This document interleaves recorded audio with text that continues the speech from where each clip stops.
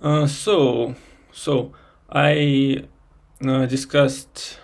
Well, I kind of discussed these topics to myself, the topics that I want to discuss during this session, and yeah, I discussed them when I traveled back from work in the subway, then in the bus.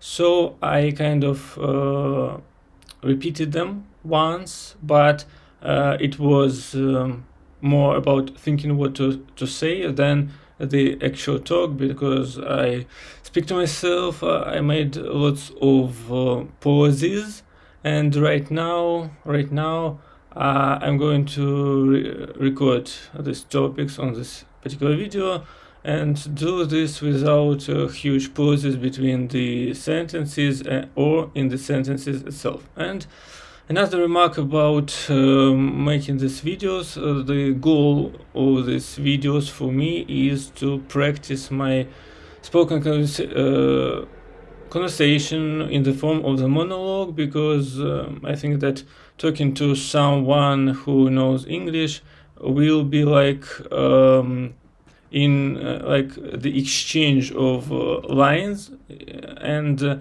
well, making this particular monologue is like combining all the lines that I could could speak to my potential opponent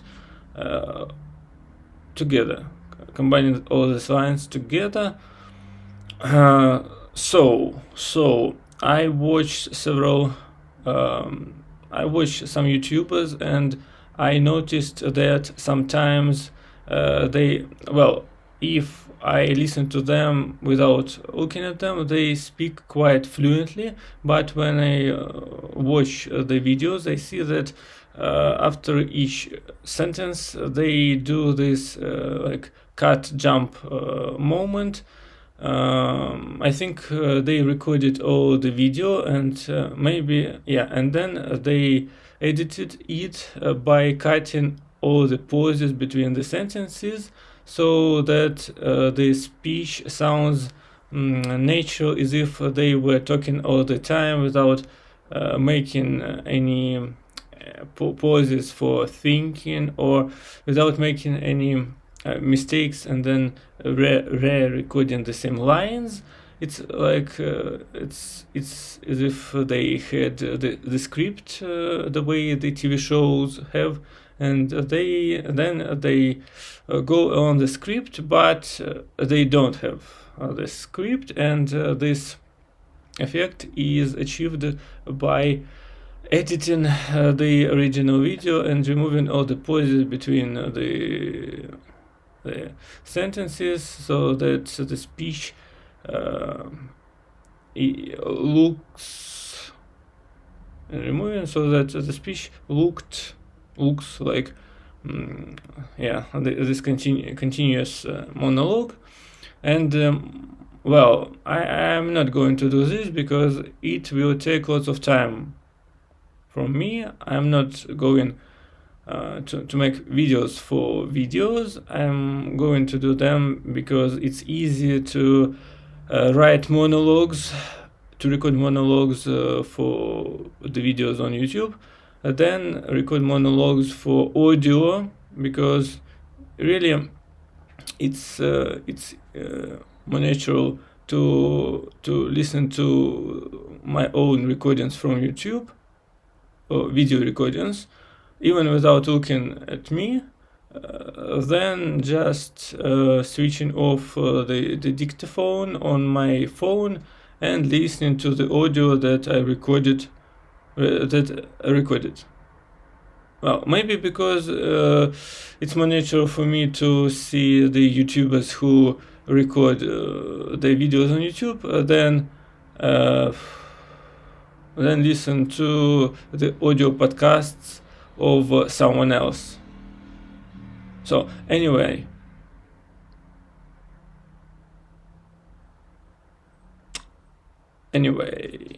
I have this couple of topics, and the first topic I want to talk about is the alias from Borderland, and I talked about different aspects of this TV series and manga some videos ago, and I had these three scenes, three games from this TV series, and I wanted to discuss, maybe not discuss of them, just describe them the way I talk to my friends during the lunch when I describe something that I watched on the YouTube and that I liked, but they can't watch this because it's not their style. So I just spent some time to describe them this stuff, and it's more efficient for them to kind of listen to this stuff than looking all the way, because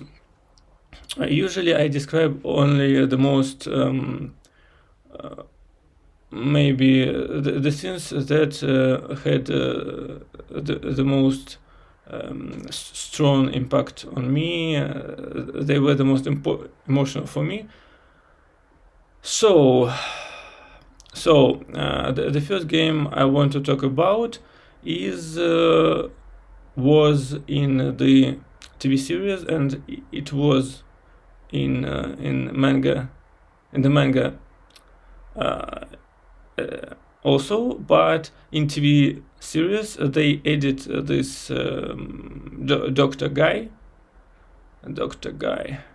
yeah, and he was not in the original manga, but in the TV series he was very natural. He was naturally added to the plot, and the plot was shown through his eyes. So it's really cool, and it's an improvement for the TV series over the manga. Anyway, that was the game when lots of people came to some particular area, and they were this area was the previous prison, and they were kind of locked in this prison. Each of them had the collar on their neck, and the collar had some digital screen that was pointed backwards. So it was not it was on their neck, but somewhere at the back rather than in front of them. Anyway, they couldn't see the picture on this digital screen by any means, like mirror or something. They just had to ask around surrounding people for what picture is on this digital screen, and there were 4 types of these pictures, which were the correspondence of 4 card suits. Like, again, now it will take me some time to recall all the suits and the names of them in English, like the heart, which is the form of the heart, the diamond, again the red suit in the form of the diamond, the spades, and the club. The club is in the form of the cross, and the spade is in the form of I think the spade. So anyway, really I don't remember. Maybe each hour this suits changed, and before the end of the hour everyone should go into his or her own cell in this prison, and then name the suit on his or her neck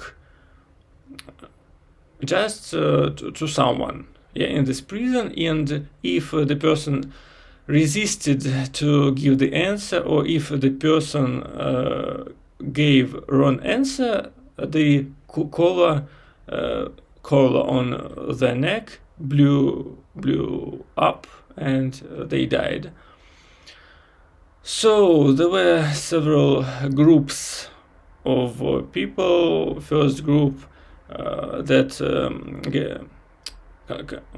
united lots of people, and the three small groups. The one with two guys, one of which was the serial killer, then a con man and the woman that with her, yeah, with whom he had sex before the game started, and before the game had started, and he controlled her behavior. And the third group consisted of two men. One of them was this doctor guy. Yeah. So the doctor guy observed all the events that happened with the other groups, and the main group was with lots of people. And somehow the woman who was kind of the leader of this group, she didn't like some people, and then she told others to lie this particular people about the suits on the collar, and these people died. And later all the other people united, and they killed this leader woman, because they were afraid that she would kill them next. And then each of them in this group didn't believe other people, and eventually they all killed each other. So these three groups remained with that consisted of two people. And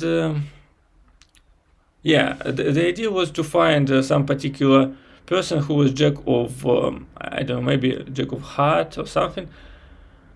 Yeah, and obviously one of these six people in these three groups was this Jack of Heart, and each of these groups, each of people in these groups believed that someone else was this Jack of Heart. At last,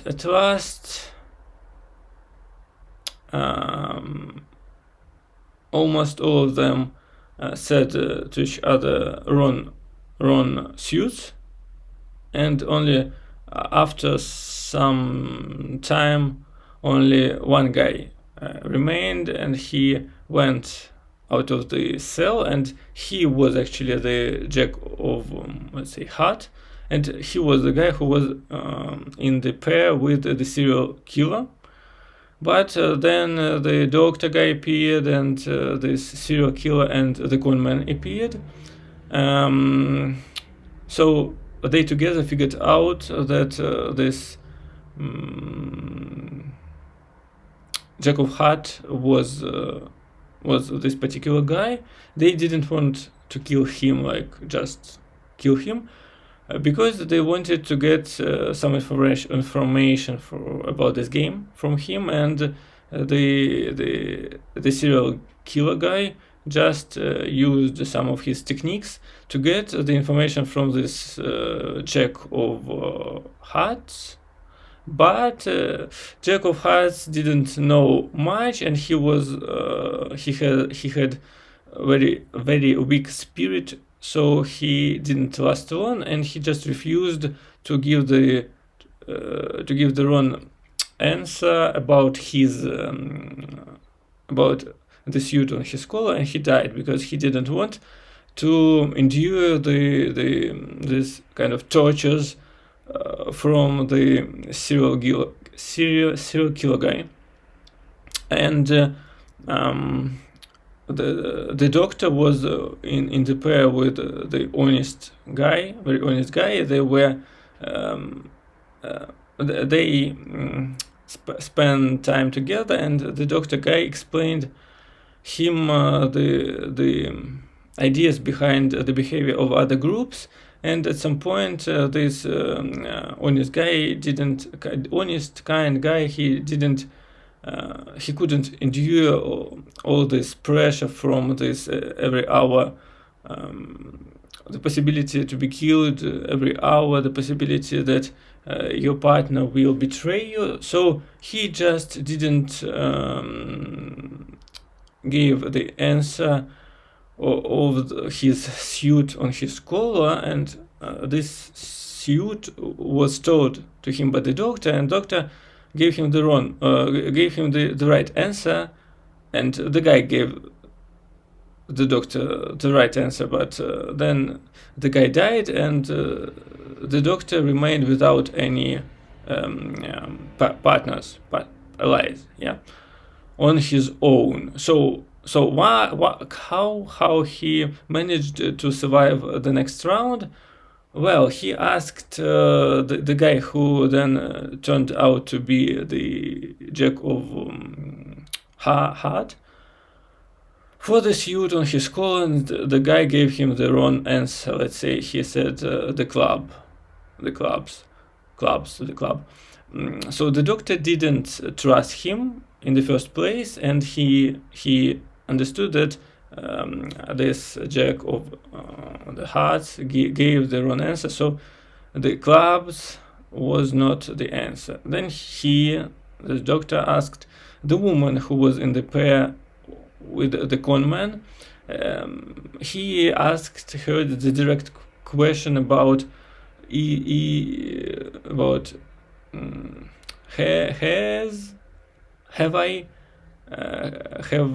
have I spades on my collar, and she just didn't answer him. He understood that she didn't want to give him the hint, but the spades were wrong, so she didn't answer him. She didn't want to give him the wrong answer, so that he would be killed, but she didn't want to help him, so she just ignored him, and with this he understood that the spades were the wrong suit. So in this last choice moment, he said that he would go with his guts, and he was just lucky he called the right suit on his collar. Maybe it was, let's say, the diamond. Anyway, he and his partner were the additional characters to this game compared to the manga. So the most interesting part is how the serial killer and the conman united and they survived. And the explanation is quite simple. Both of them, in their own groups, were the leaders, and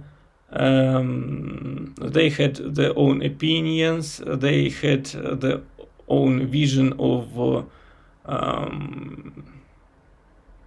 the world, and both of them wanted to stay in this world, Borderland, because one of them, serial killer, liked to kill everyone without any punishment, and the conman just wanted to be the king of this game.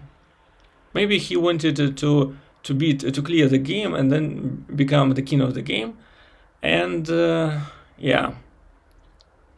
at some point when they united, when they met in the toilet, in the men's toilet, they kind of talked to each other, and they understood that they were alike in the way that they were both independent. They were both, independence.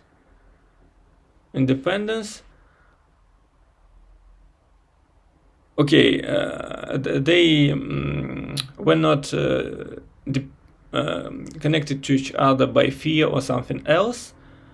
They were neutral to each other. and they both has their own goals according towards this Borderland world.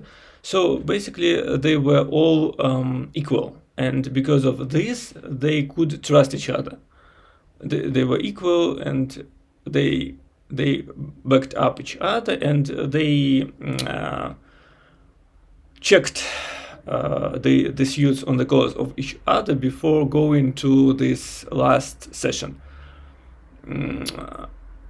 So the serial killer's partner was the Jack of Hearts, and he lied to everyone else, but he controlled this woman who was controlled by the conman, but somehow the Jack of Spades made her believe that he is more trustworthy, but he lied to her and she died, despite the conman gave her the right suit on her collar. Anyway, I liked this game because it was the game of trust, and because of this explanation how these two different characters united and cleared the game, because they were both independent, let's say strong. They have no interest in each other, and they had almost the same goals towards this Borderland game. They wanted to stay here. So this is for the first game that I wanted to describe. The next game, this was in the second season, and now I'm going back to the first season, and this is the third episode of the first season, and I think this is the most depressing, the most heavy, hard episode for all two seasons, and it's kind of out of this mood, because after this episode it was so really depressing that I needed to spend another hour on watching the fourth episode that was quite too unrealistic with this long tunnel and the water filling this tunnel. But this hour of unrealistic episode helped me to clear my mood, change my mood, switch my mood after this depressing stuff, and this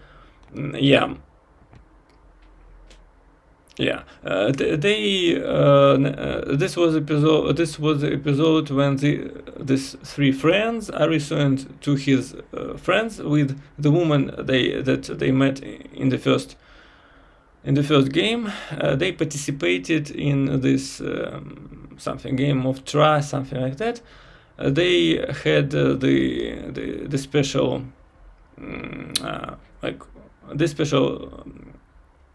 electronic glasses on the faces, and when one of them was appointed to be the wolf, and the three other were sheep, and the task was for the sheep to run from the wolf, and the wolf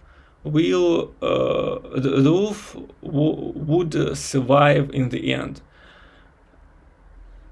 And in the beginning they looked at each other, and when their eyes met, the appointment, or the role of the wolf moved from one person to the other, and they understood that if only the wolf will survive, would survive, you had to be the wolf. So the woman took the role and ran away. Then the strong friend of Arisu came.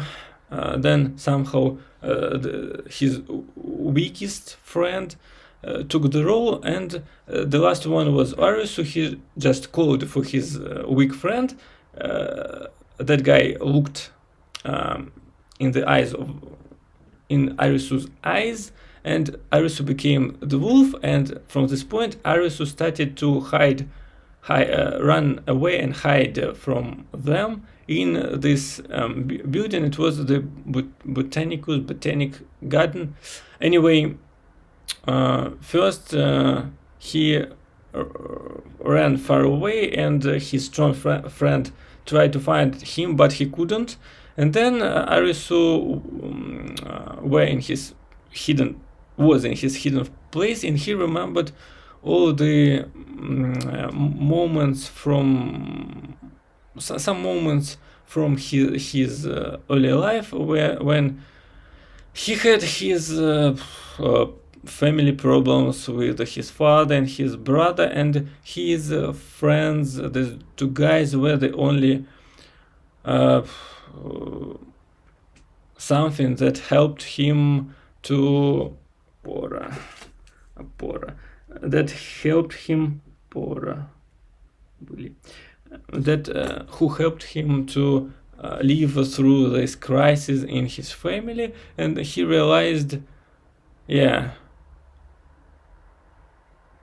that he didn't want to survive by the cost of the lives of his friends, and he ran back and started to search for his guys to give someone of them the role of the wolf, so that one of them could survive. But they wanted to save him because they always thought that he was too good for both of them, and he should get better life. So they decided to keep him alive, and they hid from him. But while he was running, crying for them and trying to find them, they all just discussed the best moments from the period of the friendship. They all had this connection in the helmets, so they could hear each other. And at the last moment,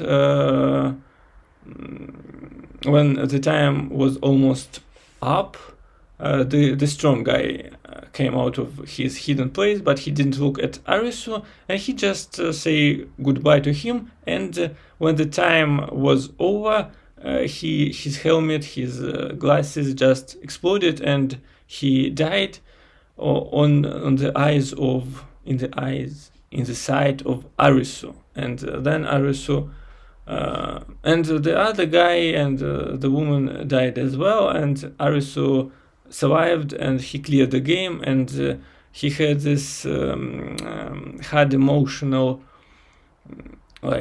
explosion after these events. And really, I didn't like the way they made this stuff, because it really went too far in emotional scale, out of the let's say boundaries of this movie, where you understand that most of the episodes were kind of fantastic, and people who died, you didn't feel too attached to them and other stuff. But with this episode, it was really hard, and the way Arisu played his emotions, it was really depressing as well. So, well, but I remember this episode for this particular performance. So this was the second scene I wanted to talk about from the Alice in the Borderland, and the third scene was from the second series again. And if the first scene was against the Jack of Spades, which is not very high type or something of the card, but the third scene was against the King of Hearts, and this was the highest yeah, it was the highest card for this suit. So in this game, the Doctor participated again, and there were 4 more people. One of them was the King. The King was the lawyer in the previous life. They all sat around the round table in the building of the court, and they had each of them had the tablet, and they had to choose the number from 0 to 100. Then all the numbers were summed up, and then the average was found from these numbers, and whoever took the number closest to the average get 1 point, and for other or any other participants get 1 point removed from the score. And when the score reached the -10, then the player was killed. So first they played, and somehow the Doctor created the situation that two guys were killed at once with -10 points, and they were killed by the huge something vessel, something of filled with acid liquid, some type of acid from the chemistry. I don't remember the particular answer, but this was the acid. And when this vessel was set above the heads, so when they failed, the vessel was turned over and the acid was poured on the heads, and they were killed from this acid. And by the way, the first kills were quite long, so all the time this acid was poured on them, like 10 seconds, maybe 15 seconds. They were kind of alive, and until some skin get out of the body, the face, the head, and finally they died. But when the woman who was the third player died from this acid, it was the immediate death. Somehow the vessel turned over immediately. Anyway, after only 2 players remained, the Doctor and the lawyer. The Doctor was ahead of the lawyer was ahead of the Doctor by 3 points. So after each death, a new rule was added, and the Doctor somehow figured out the character of the lawyer.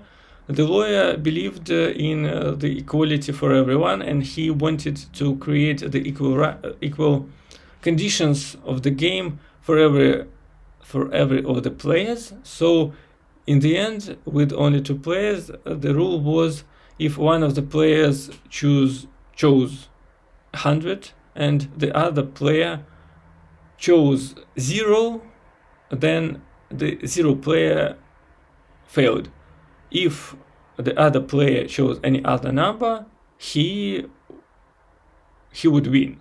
So the Doctor just chose 100 and showed it to the lawyer, and lawyer chose 1 instead of 0. He failed. Then in the second round, again the Doctor chose 100, showed to the lawyer, and the lawyer chose 1 and failed. This way the lawyer created the equal possibilities to him and to the Doctor according to his principles of justice. And in the end, in the last round, the Doctor again chose 100, and he showed the number to the lawyer, and the lawyer chose 0. And he died when this vessel with the acid turned over him. But before he died, the TV series showed us the flashback for the doctor. When the doctor came to work in the clinic, he was the young doctor, and one of his first patients was the boy who successfully went through some operations, and he was the candidate for the transplantation of some inner organ, and the doctor believed that he told the mother of the boy that the boy was the second or the next patient to get the transplantation. But the superior of the doctor said that this particular organ would go to one of the relatives of the managers of this clinic, because this clinic worked because of these managers, and this organ would serve a good purpose for the sake of this clinic, and the young doctor should go to the mother of this boy and told her that she would not get this organ. And eventually the boy died, and the doctor observed this mother crying in the hall, and his superior said that it wasn't him, the superior, who killed this boy. It was the circumstances, because he couldn't do anything, because again this organ was intended for the relative of one of these managers. And again we saw as the doctor came to the patients, and he always was the one who told the patients that they would not get the organs for the transplantations. Yeah. And then we have the flashback of the lawyer, who was a young lawyer who came to work for the one huge business company. And there was some case where a lawyer wanted to protect some people, locals around some plant, but the manager of the company said that he, the doctor, should win this case for the company, because he was hired for this company, and it doesn't matter that some locals would have some health issues and would die from the waste of this particular factory. This lawyer's task was to protect the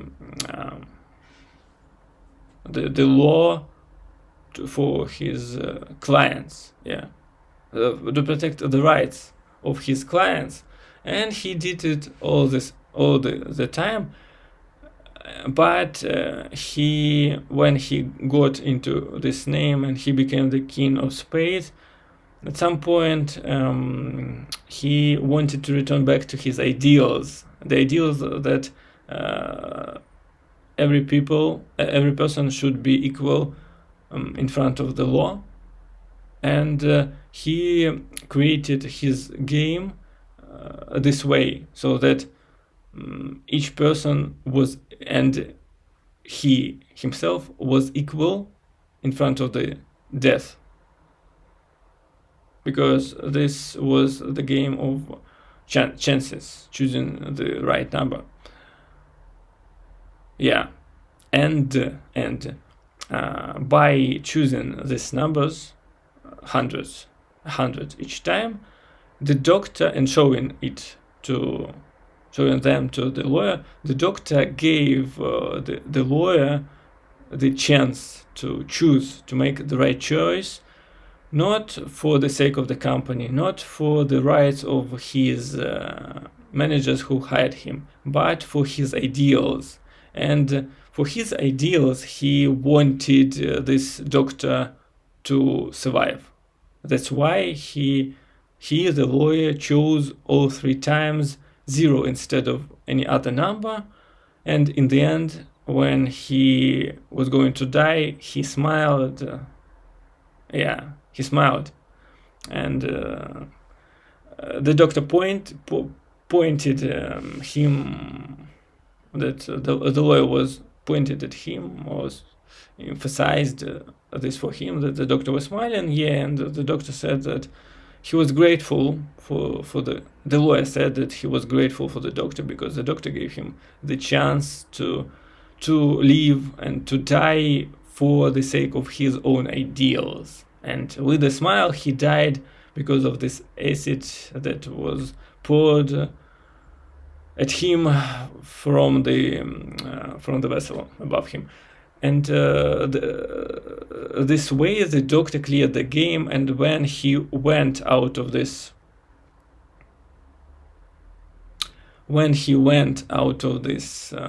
building, out of this room of the court, he said that he was jealous for the lawyer, because lawyer had the chance to live, to last, to live and to die according to his ideals, but the doctor had no chances for his own ideals. And later in the manga and in the TV series, closer to the final, when there was some commotion, and the guy from the first season, who was the bad guy, who had the gun and killed everyone whom he didn't like, and he lived in the beach, this community. This guy almost died from within the fire. Again, the doctor almost killed him with some homemade fire bottle, but he survived. And this guy came through the second season. He participated in different games. He helped Arisu to clear the games, though this sniper guy, this burned guy, wanted to die during the game, but he survived, and he continued to travel through the Borderland and killed the person he didn't like. And almost in the end, he had the gun, and he had the confrontation with Arisu, and then Usagi came, and this burned guy almost killed Usagi, but at this moment the doctor who appeared to be somewhere around, he jumped in front of Usagi and protected her. He was shot by this burned guy with the gun, and Arisu shot this burned guy with his own gun.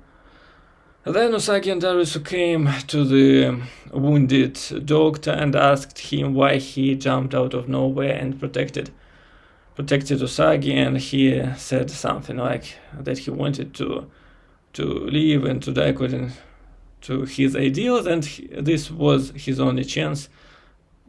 This was the way the fate gave him the chance to choose, because he never could choose when he was the doctor. But in the end, he didn't die, and this particular action was the long way of rethinking his life during living and traveling along the Borderland. So this is the third episode that I wanted to talk about in this particular English recording. I wanted to talk about some interesting thoughts about Alice in the Wonderland, the original book by Lewis Carroll, but I have no time because I talk more than 40 minutes, and now I'm going to stop this recording, and I think that I will return to this interpretation of mine of Lewis Carroll's Alice in Wonderland in the next video, in the beginning of the next video. It won't be a very long thin, maybe 15 minutes, so I need to think up something additional for the tomorrow's video, and for today's recording, that's all.